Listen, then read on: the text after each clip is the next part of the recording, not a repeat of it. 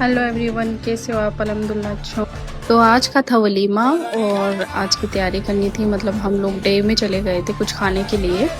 जयपुर में मेरा सबसे फेवरेट है रेस्टोरेंट, उसमें हम लोग जाते हैं स्वादिष्ट के नाम से। तो वहाँ का डोसा मुझे बहुत पसंद है और मेरे बाबू को भी बहुत पसंद है। तो देखो वो बहुत अच्छे से इसको ना, यहाँ का टेस्ट बहुत प्यारा लगता है। मेरे हस्बैंड और हम लोग खा पी के जल्दी से चले गए। ये देखो मेरे बुग्गे को ना मोबाइल लेना था। और फिर दोपहर में हम लोग दूल्हा दुल्हन की रस्में कराने के लिए ले गए थे। तो वहाँ पे मैं जा नहीं पाई थी, तो मैंने वहाँ का वीडियो नहीं बनाया। फिर घर पे आने के बाद में मैंने वीडियो बनाया। हमारे यहाँ पे दूल्हा दुल्हन की एक रस्म होती है जिसमें दोनों को एक दूसरे का धागा खोलना होता है। जो दूल्हे को एक हाथ से धागा खोलना होता है और दुल्हन को दोनों हाथों से वो काका डोल्डा बोलते हैं जिसको वो खोलना होता है। तो उसको खोलने के बाद में कोई भी बर्तन में दूध वगैरह या कुछ भी फ्लावर वगैरह डाल के, और जो काका डोल्डे में अंगूठी लगी हुई होती है उसको निकालने के बाद में वो डोल्डा और साथ में अंगूठी को उसमें डाल दिया जाता है। तो घर की जो बड़ी बहू होती है, मतलब जो दूल्हे से बड़ी होती है, वो डालती है। और दोनों में मतलब इसको जुआ वाली रस्म बोलते हैं। तो ये इसमें जो भी जीतता है बोलते हैं कि उसी की सबसे ज़्यादा चलती है। तो इस वाले मामले में हमारी दुल्हन जीत गई थी। तो जीत उसी की हुई क्योंकि वो ज़्यादा बार उसने अंगूठी कलेक्ट करी।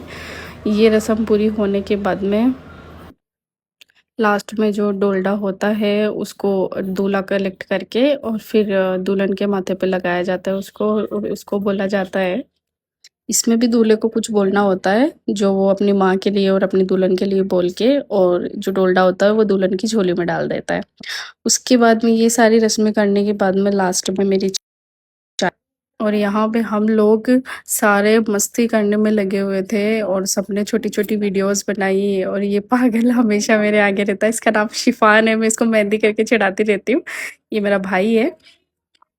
रस्में होने के बाद में सबसे इंजॉय किया मेरी चाची ने, बिकॉज़ वही बात है ना, अपनी बहू आती है घर में तो खुशी तो सबको होती है। तो मेरी चाची ने बहुत इंजॉय किया अपनी दुल्हन आने का, और मेरे चाचा ने भी बहुत डांस किया। सबने बहुत सारा डांस किया और सबने बहुत इंजॉय किया। इंजॉय करने के बाद में हम लोग दुल्हन को चूड़ा पिनाई की रस्म होती है, तो वो चूड़ा पिनाई की रस्म की। उसके बाद में मेरी चाची बना के लेके आ गई थी चावल।